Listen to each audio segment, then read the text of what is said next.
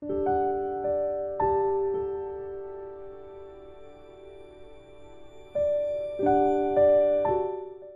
우리 좌우에 계신 분에게 서로 격려하겠습니다. 3월에는 많은 좋은 일이 일어날 겁니다. 3월에는 많은 좋은 일이 일어날 겁니다.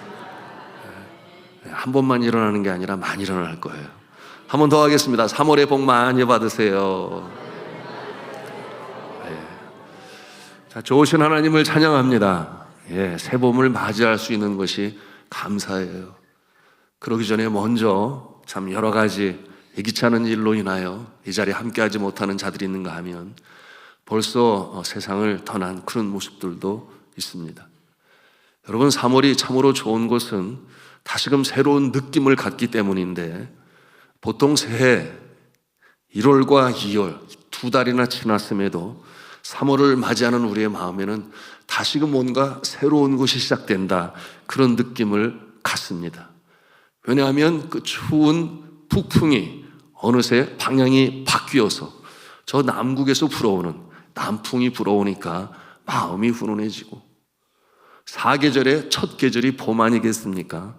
이제 봄이 시작된다, 그런 마음도 있고, 또한 함께 기도했습니다마는 우리의 자녀들은 또 신학기, 새학기, 새학년 이렇게 시작이 되니 정말 새로운 마음을 갖게 합니다.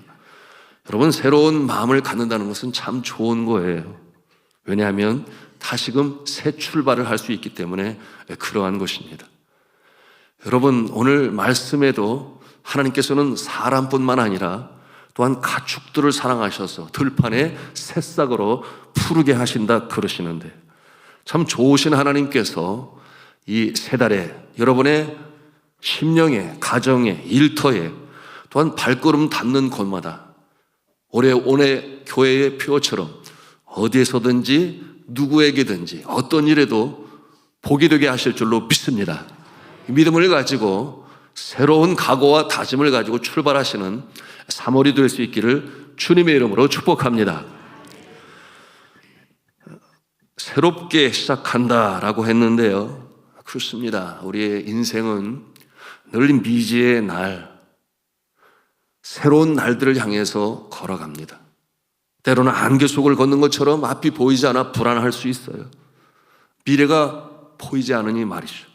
그러나 믿음의 사람들에게는 하나님께서 특권을 주셨으니 하나님께서 친히 그 길에 빛이 되어주십니다. 또한 발에 등불이 되어주심을 믿으시기를 바랍니다. 그러므로 믿음을 가지고 한 걸음 한 걸음 주 예수와 함께 날마다 걸어가리. 이것이 믿음의 사람들의 특권 아니겠습니까? 자, 오늘 성경 본문은 하나님께서 그의 백성들에게 복을 약속하시는 장면이 그려지고 있는데요, 그러시면서 하시는 말씀이 이른 비와 늦은 비를 적절히 내려주시겠다. 그러므로 논과 밭의 곡식을 거두게 하셔서 우리로 풍요로운 삶을 누리게 하시겠다. 또한 말씀을 드린 것처럼 사람뿐만 아니라 가축도 사랑하시니 진정한 온 우주 만물의 창조주가 되셔서 가축주들까지 생각하시는 하나님께서 이른 비와 늦은 비 속에 다시금 푸른 초장으로 만드시는 축복의 역사가 있을 것이다. 그야말로 참 아름다운 목가적인 풍경을 우리에게 약속하시는데요, 오늘의 말씀을 우리가 좀 더 깊이 이해하기 위하여 이스라엘의 기후를 알 필요가 있습니다. 우리나라는 여름철에 비가 많이 내리죠. 때로는 폭우가 내리기도 합니다. 그런데 정작 이 팔레스틴 지방은 여름에 비가 오지 아니에요. 바짝바짝 말라갑니다. 그러니 기경을 하고 파종을 해야 되는데, 여러분 농사를 하시는 분들은 금방 아시겠습니다만 마른 땅에 무슨 소망을 가지고 씨를 뿌리겠습니까? 그런데 이처럼 바짝 말라버린 이 땅에 정말 비가 필요한데, 그 비가 언제 내리는가? 소위 이 가을철에 내리는 비예요. 그래서 그 비가 이제 10월 말에서 11월경에 내리는, 그래서 autumn rain이라고 그럽니다. 가을에 내리는 비. 이 비를 다른 말로 이제 이른 비라고 그래요. 파종을 위하여, 기경을 위하여 하나님께서 비를 주시는 거죠. 그리고 자라는 곡식이 이제 열매로 익어가야 되는데, 그런데 겨울철에 그처럼 내리는 비로 인하여 잘 자라났지만 이제 또다시 가뭄이 시작이 돼요. 그래서 열매, 당도가 깊어가고 참 튼실한 곡식 알곡이 되어야 하는데, 그때 정말 필요한 게 비입니다. 이 비가 언제 오는가? 3월 달에 내려요. 3월에 내림으로 말미암아 이제 마지막 그 곡식이 알곡을 잃어가는 일에 정말 생명수와 같은 비가 내리는 것입니다. 그러니 농사하는 사람들이 기다리는 비 같은 비는 단비예요. 그래서 이 늦은 비가 내리는 때가 언제인가? 바로 3월인 것입니다. 자, 이처럼 이스라엘 사람들은 이 이른 비와 이 늦은 비, 하나님의 축복의 상징으로 여깁니다. 그래서 늦은 비는 결실의 비라고 그러고, 또 이른 비는 생명의 비라고 그래요. 우리 한번 따라서 해보겠습니다. 이른 비는 생명의 비, 늦은 비는 결실의 비.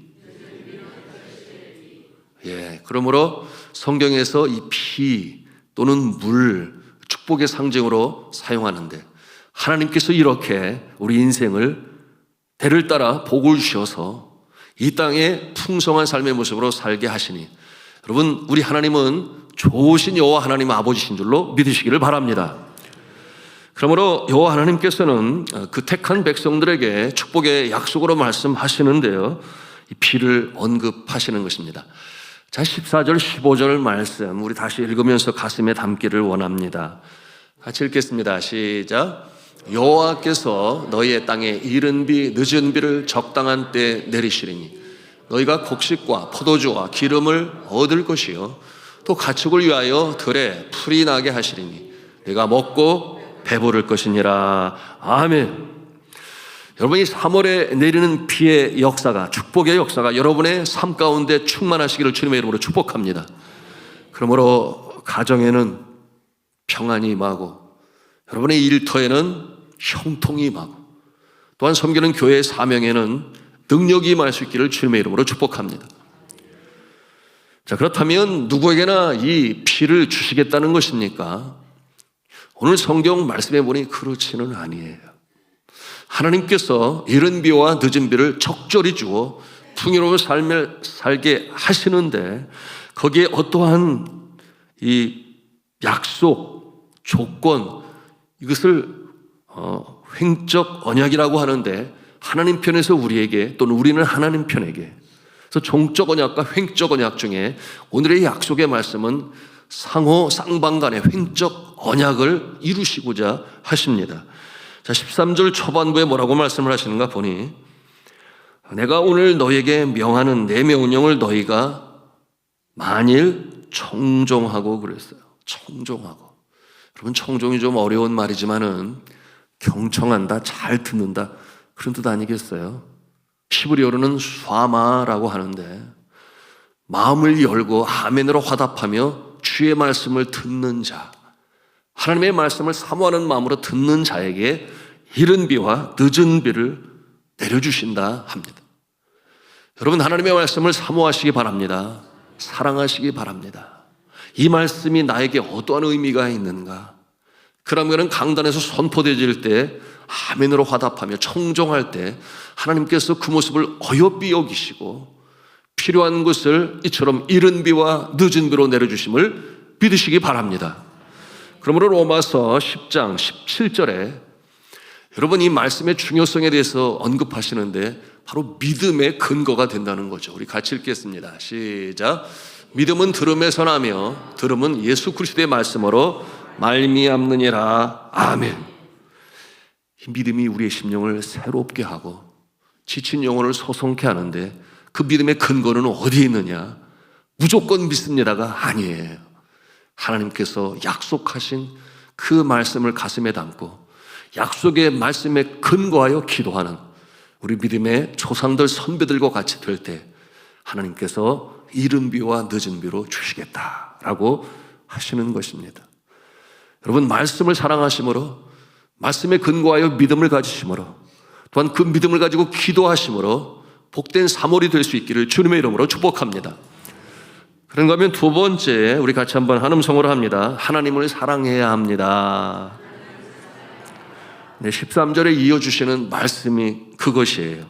뭐라고 그랬는가 하면 너희 하나님 여호와를 사랑하여, 이렇게 말씀하고 있어요. 여러분, 사랑의 정의를 어떻게 내리십니까? 사랑은 무엇인가? 여러분, 사랑은 늘 마음에 품고 생각하는 것이죠. 그래서 무시로, 언제고 그 마음에 떠나지 않는, 사랑에 빠진 연인은 아마도 계속해서 생각날 뿐만 아니라 잠을 자면서도 꿈속에서도 나타나지 않을까 생각이 되는데, 하나님을 사랑한다라고 하는 것은 매사에 하나님의 인도하심을 바라며 주님이 나와 함께 하시지 라고는 확신 가운데 주어진 인생의 길을 걷는 것입니다. 그러므로 새벽에 일어나서 길을 걸을 때는 하나님, 오늘도 나에게 새 생명을 허락하시니, 새날을 주시니 감사합니다. 아침을 먹고 아내의 격려를 받으며 일터로 향할 때는 내가 일하러 감으로 인하여 가장의 책임을 잘 감당케 하시니 감사합니다. 나의 수고와 땀을 통하여 우리 가족이 평안하게 하소서. 그런가 하면 여러분들이 거래처를 만나게 될 때 하나님 또 새로운 거래처를 허락하시니 감사합니다. 하나님, 주의 이름으로 가오니 주님께서 길을 열어 주시옵소서. 매사에 이 감사가 그치지를 아니해요. 왜냐하면 주님이 나와 함께 하심을 믿기 때문이죠. 이것이 바로 구체적으로 하나님을 사랑하는 모습이다. 자나 깨나 무시로 하나님이 나와 함께 하시지, 나의 영혼에 창조주시지, 오늘도 건강 주셔서 내가 이렇게 일터로 향할 수 있구나. 여러분처럼 여호와를 사랑하는 모습, 그러니 그 모습을 하나님께서 사랑하시죠. 때로는 어려운 일이 닥쳐오지 않습니까? 예기치 않은 일이 닥쳐올 때. 그러므로 새벽에 다들 자고 있는 그 시간에 문을 열고 나서를 때, 여러분, 하늘에 계신 하나님께서 그 모습을 보시지 않겠어요? 여러분이 그와 같은 상황에서는 하늘을 한번 보세요. 저는 새벽에 나오면서 이렇게 하늘을 한번 보는데 어느 별이 밤새도록 나가 일어나기를 기다리고 있나, 뭐 이런 생각을 하면서 생각을 하는데요. 새벽 별을 보며 기도하는 자, 하나님께서 그 새벽에 특별한 은총을 내리심을 믿으시기 바랍니다. 그래서 깨워주심 자체가 감사해요. 기도할 수 있음이 감사해요. 기도할 수 있다고 하는 자체는 여전히 소망의 끈을 놓지 않았다, 그런 뜻입니다. 여호와를 사랑하심으로 주님의 사랑을 받으시는 복된 사몰이 될 수 있기를 주님의 이름으로 축복합니다. 그런가 하면 세 번째 뭐라고 그랬는가? 우리 한음성으로 합니다. 하나님을 섬기라. 본문의 말씀을 보니 그냥 섬기는 게 아니라 마음을 다하고 뜻을 다하여 섬기면, 이렇게 말씀하고 있어요. 그 적당이라는 말과는 완전히 반대말 아니겠습니까? 전심으로. 여러분, 기도의 가장 기본은 간절함이라고 한다면 우리가 하나님을 사랑하는 것은 전심으로 해야 합니다. 우리가 어떻게 하나님을 섬기겠습니까? 쉽게 생각하면 예배로 하나님을 섬기죠. 왜냐하면 이 백성은 내가 나를 위하여 지었나니 곧 나를 찬송하게 하려 함이라. 우리를 창조하신 목적 자체가 예배를 받으시기 위함이에요. 그런데 이 예식적인 예배를 하루에 몇 시간을 드리겠습니까? 그러므로 우리가 예배 드리지 않는 시간이 일하는 시간이요, 또한 우리가 삶을 살아가는 모습이라고 한다면, 여러분, 우리가 살아가는 그 동안에 하나님을 섬긴다고 하는 것은 곧 하나님의 눈길이 향한 영혼에게 우리의 눈길이 향하고, 하나님의 눈물이 고인 그곳에 그 영혼에게 우리의 눈물이 거하고 여러분, 이와 같은 모습으로 이웃을 사랑하는 것이 곧 하나님을 사랑하는 것이다. 특별히 어려움 속에 있는 자를 바라볼 때 측은지심이 있을 뿐만 아니라 하나님을 사랑하기 때문에 내가 저 영혼을 더 사랑해야지, 이것이 주님이 기뻐하시는 하나님을 섬기는 모습이 됩니다. 여러분, 예수 그리스도께 질문을 했죠. 율법사가 물었습니다. 선생님, 율법 중에 어떤 율법이 가장 큽니까? 예수 그리스도께서 답하셨습니다. 마태복음 22장 37절 이하의 내용이에요. 네, 우리 같이 읽겠습니다. 시작. 예수께서 이르시되 내 마음을 다하고 목숨을 다하고 뜻을 다하여 주 너희 하나님을 사랑하라 하셨으니 이것이 크고 첫째 되는 계명이요 둘째도 그와 같으니 네 이웃을 내 자신같이 사랑하라 하셨으니 이 두 계명이 온 율법과 선지자의 강령이니라. 아멘. 둘째도 그와 같으니라고 말씀하고 있어요. 둘째도 그와 같으니, 하나님 사랑하는 그 모습과 같으니 그것은 곧 이웃을 사랑하는 것이다. 그러므로 예수 그리스도께서 친히 그 본을 보이셨습니다. 자, 그런데 우리 이웃 중에 우선순위로 따진다면 누구를 제일 먼저 사랑해야 하겠습니까?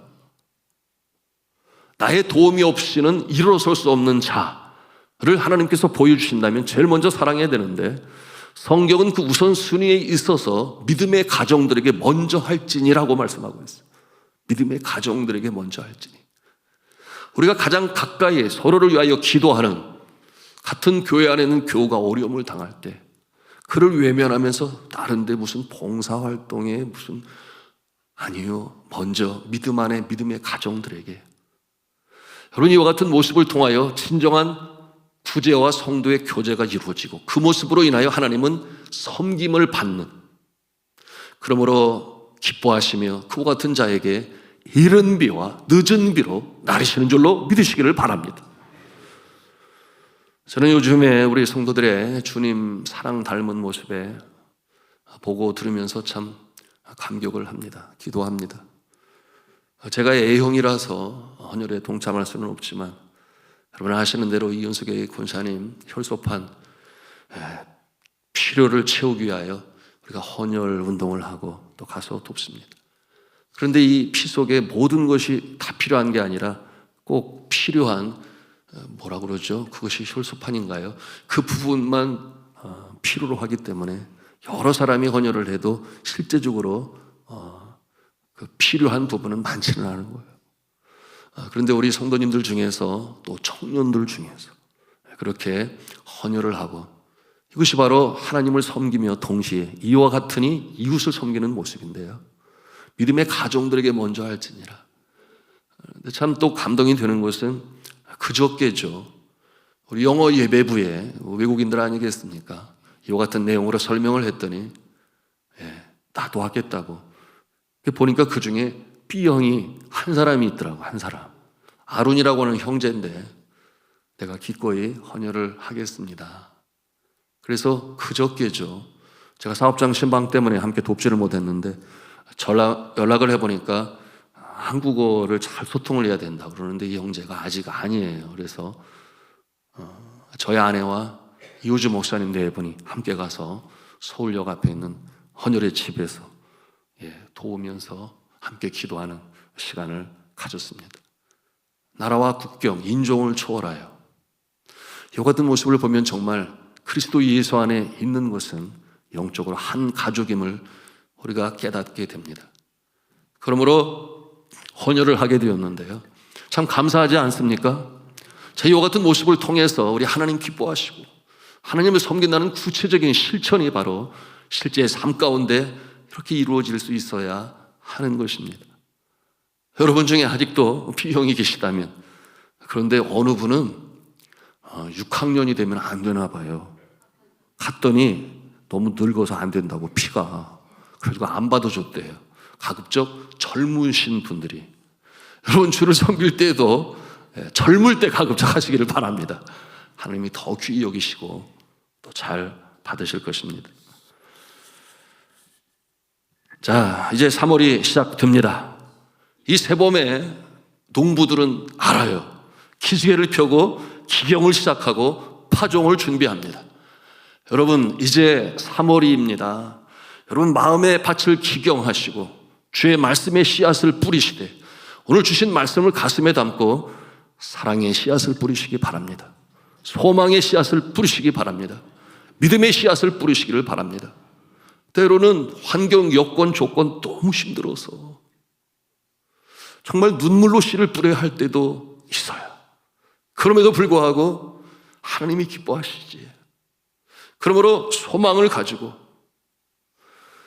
여러분, 비록 마른 땅이라 할지라도 바싹 말라 가뭄이 계속 지속되니 이제 남아있는 것은, 다 먹고 남아있는 것은 종자씨밖에 없는데 이 종자씨를 이 마른 땅에 뿌려야 되느냐, 아니면 먹고 미래를 예측할 수 없는 불안 속에 살아야 하느냐, 그런 상황 가운데서 눈물을 흘리며 씨를 뿌리는 자는 복이 있나니 눈물을 흘리며 씨를 뿌리는 자는 기쁨으로 단을 거두리로다. 이게 무슨 뜻이겠어요? 믿음으로 씨를 뿌리는 자, 하나님께서 이른 비를 내려주시고 또한 늦은 비를 내려주셔서 여러분 마침내 아름다운 꽃으로 열매로 맺게 하심을 믿으시기 바랍니다. 3월에는 정말 열심히 뛰어야 합니다. 일터에서도, 또한 주의 몸된 교회에서도, 가정에서도, 또한 어떠한 행사가 있고 이웃을 돕는 일이 있다면 하나님, 내가 시간이 있을 때, 물질이 있을 때, 건강이 있을 때 더 많이 뿌리게 하여 주옵소서. 심는 대로 거두는 축복의 역사가 있게 하시되 30배 넘어 60배, 100배의 아름다운 결실이 있을 줄로 믿습니다. 이와 같은 모습으로 우리 학생들은 더더욱 열심히 공부해서 정말 새학기서부터 요이 땅 하면 제일 첫 번째 주자로 뛰어나가는 우리의 자녀들, 다음 세대를 될 수 있기를 간절히 축복합니다.